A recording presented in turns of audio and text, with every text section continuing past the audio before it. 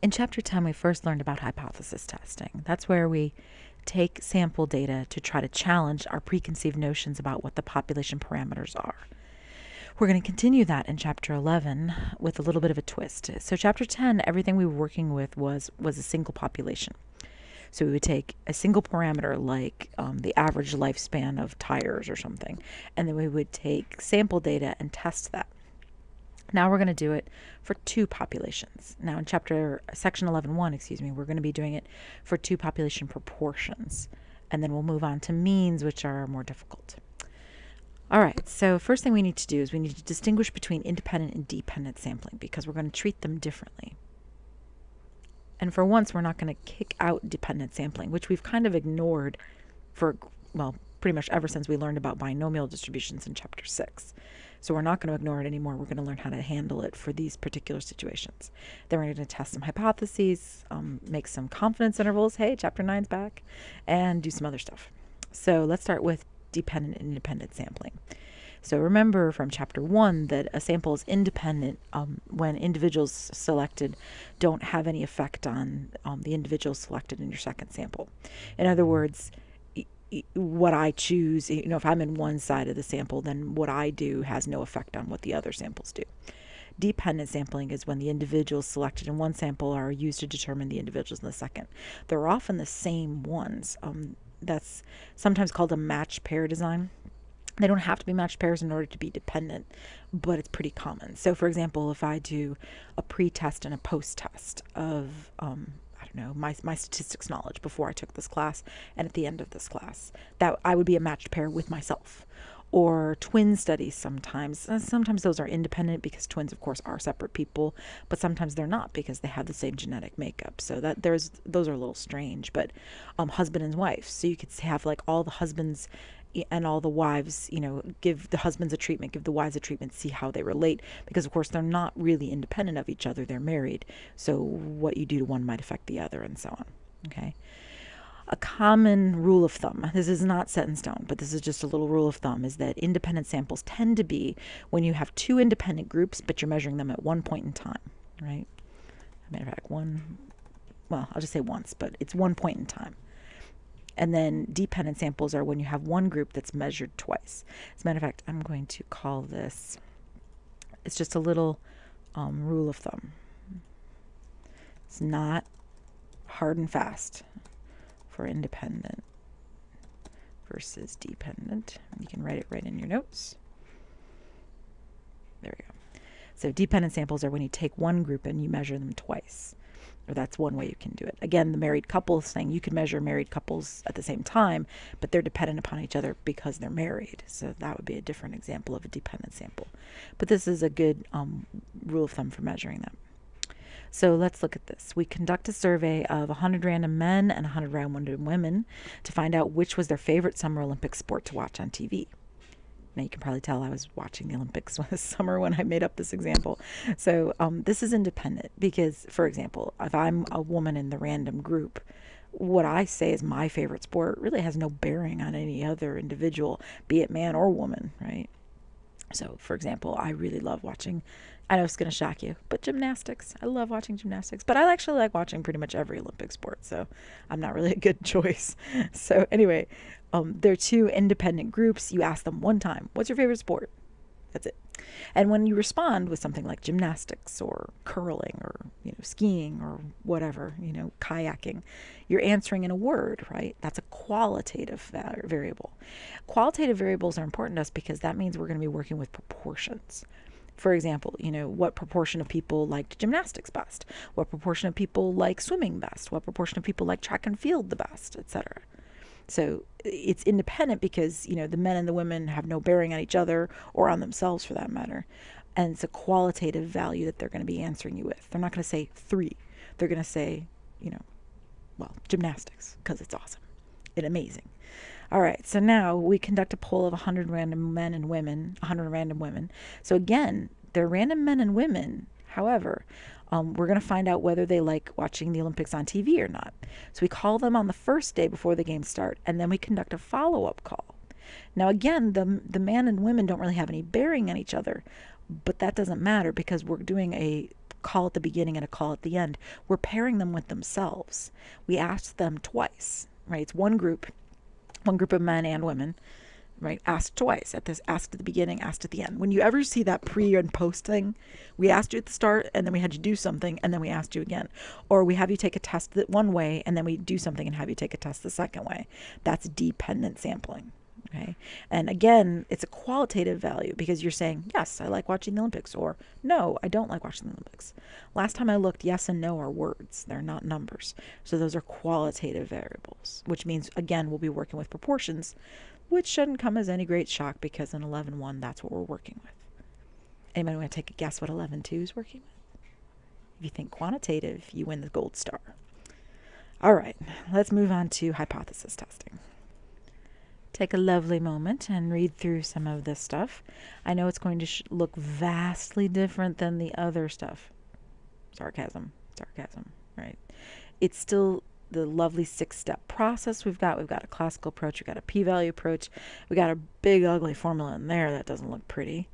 But we do have a few different things going on. So this is testing the difference between two proportions independent samples, or a 2-prop Z test. This is actually the way the calculator, if ever you get a TI-83 or 84 calculator, refers to it. It refers to it as that. If you're in the online class, you don't use that, but that doesn't matter because you can still have an eye towards what this is saying. It's two proportions in a Z-test. In the online class, we have our inferential statistics cheat sheet. Let me pull that up. Hold on. Here it is. And of course, there will be printouts of this at exams and et cetera, et cetera. But so you don't have to memorize any of this stuff. You just have to know when to use it, right? So here we are, the 2-prop Z-test, 2-proportion Z-test. Again, that's what it's called on the TI-83 calculator, 84 calculator. That it's irrelevant because it still helps us try to figure out what we're doing, right? So right there it is. Okay. And again, don't worry about memorizing any of this. Just print it out and have it for your own benefit so you can use it on your exams. All right, so let's go back here. There we go. Okay, so a couple of things. This is for independence on this one. So we're looking at stuff that's independently sampled, excuse me. We have these two qualities right here, which remember, those are ensuring normality, right? That's what we learned in chapter 6 actually, and then again in chapter 8, that those two conditions cause a normal distribution, roughly. It's not perfect, but it's close enough that we don't care. These two things are to ensure that the independence, but remember, because you don't want to take such a large sample that you start overlapping, right? Can you imagine, like, if I called enough people about the Olympics over and over and over, it would start losing independence because you'd end up calling people that live in the same house and they'd talk to each other and they wouldn't be independent of each other anymore. They're relatives or whatever. So you want to have a small enough sample that you can basically ignore the lack of independence. Okay, so then, let's see here. We can determine our null and alternative hypotheses. Now, these look very similar to what they did in Chapter 10, except you'll notice that you have P1 and P2, right, like that. Right? And there is no assumed value of the population proportion, so I'm taking rid of that. Okay, so then you say P1 is equal to P2, P1 is not equal to. All right, then the left-tailed test is less than, the right-tailed test is greater than, and all this good stuff. All right, so then let's do it for our problem. So let me go back to the notes. There they are. Oakley dokley. What do we have to accomplish here? Is there a link between television violence and aggressive behavior by those who watch a lot of TV? Various studies have investigated this premise. A study considered if different levels of TV watching by teenagers were associated with a different likelihood of committing aggressive acts over the years. The researchers sampled 707 families in 2 counties in northern New York State and made the follow-up observations over 17 years. The table below shows results about whether or not a sampled teenager later conducted any aggressive act against another person, according to self-report by that person or his or her mother. So here we go. This is the watching less than an hour a day. So there were 88 total that watched less than an hour a day, and there were 619 total that watched at least an hour a day.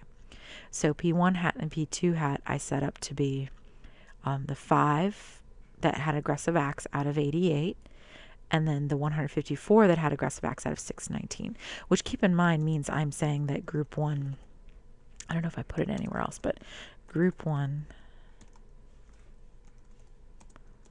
equals little TV, and group 2 equals a lot of TV.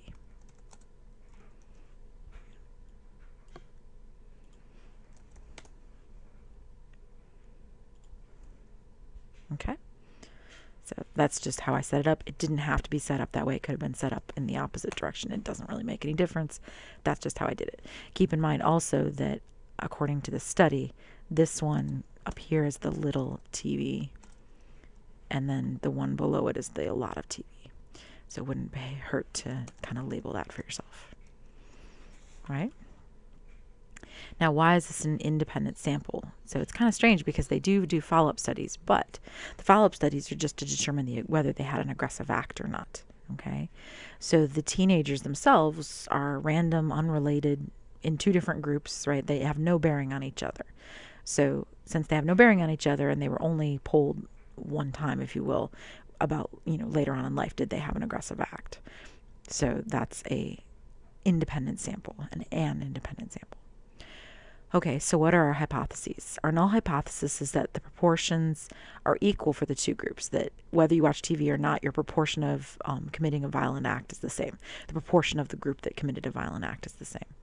And then the alternative to that was that there's a significant difference, which is right here. Is it different for the two groups or not?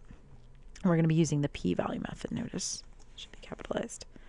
All right, alpha was 0.05. They say it right here. It's a 0.05 level of significance. So that means alpha is 0.05. And we need to figure out Z0 and all that jazz. And honestly, the best way to do this is with StatCrunch. As with most things from Chapter 9 on, the quickest, fastest, easiest way to accomplish everything we need is StatCrunch. So hold on, let me pull it up. All right, here it is. So we pick stat. You want proportions. This is the 2 sample stuff. And data we're not really going to have in this course. That's if you were given like people's yes, no, yes, yes, no, yes, no, no, no answers. But we don't have that. So we're going to go with summary. Okay, and then this is where we put it in. We had 5 successes out of 88 totals. 5, 88. And then, I don't remember the other number. It was, there it was, 154 and 619. 154, 619.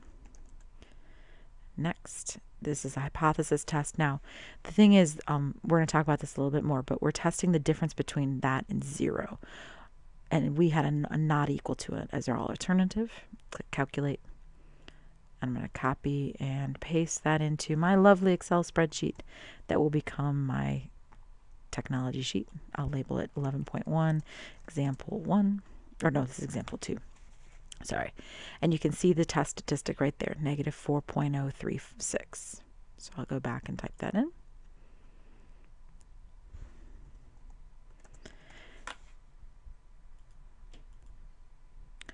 All right. Now that means that, oops, we need the p-value as well. So I have it written over here, but I'll just put it right here. So the p-value is this picture. Oops, I have it to the right. Step 4. So the p-value equals, and then I actually found it with Minitab, it's 0.00005, but you can see right here that it just says that it's less than 0.01. So less than 0.0001, which is fine because whatever it is, if it's less than 0.0001, then it's certainly less than 0.05, right? So the p-value was less than 0.0001, which is less than alpha. Now, if you're with a calculator, calculators will actually find that value to be 0.00005, which is fine.